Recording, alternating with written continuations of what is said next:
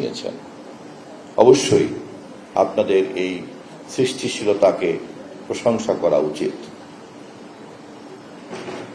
আমি সানন্দে বলতে চাই, জনাব সাজ্জাদ মাহমুদের নেতৃত্বাধীন পরিচালিত বর্তমান আনসার এবং গ্রাম প্রতিরক্ষা বাহিনীর এই সময় উপযোগী গতিশীল আধুনিক চিন্তার কারণে আমাদের সরকার গর্ব অনুভব করছে এবং আপনাদেরকে বিশেষভাবে ধন্যবাদ জানাচ্ছি। আধুনিক ব্যবস্থাপনায় প্রতিরক্ষা অথবা নিরাপত্তা এটা কেবলই সীমান্তের বিষয় নয়, যুদ্ধ কেবলই সমরাস্ত্রের বিষয় নয়, এবং যোগাযোগ কেবলই মানুষের কণ্ঠস্বর বিনিময় করা নয়।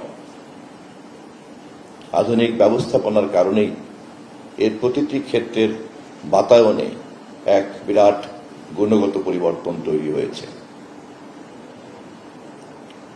আমরা অত্যন্ত আনন্দিত গুণগত পরিবর্তনকে বুঝতে পেরে সেই অনুযায়ী নিজের দক্ষতা এবং আগ্রহকে সময় উপযোগীভাবে পুনর্গঠিত করার যে কাজ, সেই কাজ আপনারা করেছেন।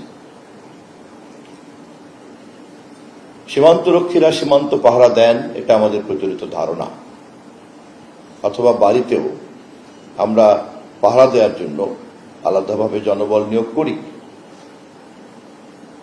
কিন্তু এখনকার যুগে যে কোনো বড় ব্যবসা প্রতিষ্ঠান তার সিন্দুককে পাহারা দেওয়ার চাইতে তার কম্পিউটারকে হ্যাকার মুক্ত করাটা অনেক বেশি জরুরি।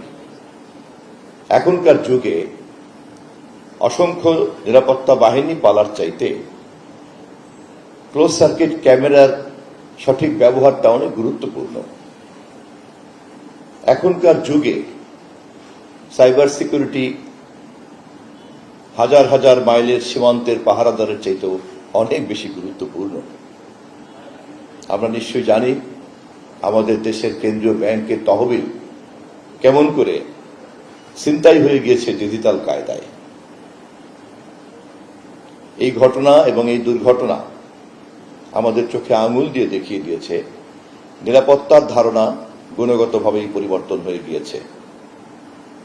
আমি আবারও আপনাদের এই উদ্যোগকে সংযুক্ত করতে চাই এই অভিজ্ঞতার সঙ্গে, যে আপনারা যথাযথভাবে এই প্রেক্ষিতটাকে অনুধাবন করেছেন এবং পরিবর্তিত এই প্রেক্ষিতের সঙ্গে আপনারা সামঞ্জস্য বিধান করেছেন। তথ্যমন্ত্রী হিসাবে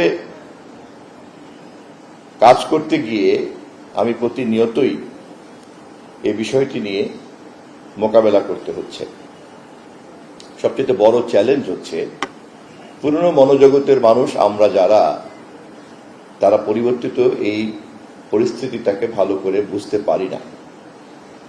না বোঝার কারণে অ্যানালগ সিস্টেম এবং ডিজিটাল সিস্টেমের যে ডিফারেন্স, এই ডিফারেন্সটা আমরা পার্থক্য নির্ণয় করতে পারি না, এবং না পারার কারণে ডিজিটাল প্ল্যাটফর্মকে সর্বোচ্চ মাত্রায় ব্যবহার করা এবং সেই অনুযায়ী জনবলকে আবার নতুন করে সাজানো, সেই অনুযায়ী নিজের পুরনো জ্ঞানকে ঝেড়ে ফেলে দিয়ে নতুন করে জ্ঞান লব্ধ করা এবং নতুন জ্ঞানের প্রেক্ষিতে নতুন করে কর্ম পরিকল্পনা তৈরি করা, নতুন করে লক্ষ্য নির্ধারণ করা এবং সেই লক্ষ্য বাস্তবায়ন করার জন্য নতুন করে কর্মকৌশল নির্ধারণ করা, এবং এই পুরো ব্যাপারটাকে নেতৃত্ব দেওয়ার জন্য একটা ডিজিটাল লিডারশিপকে গ্রহণ করা, এই পুরো ব্যাপারটাই একটা সম্পূর্ণ আধুনিক এবং প্রযুক্তি নির্ভর।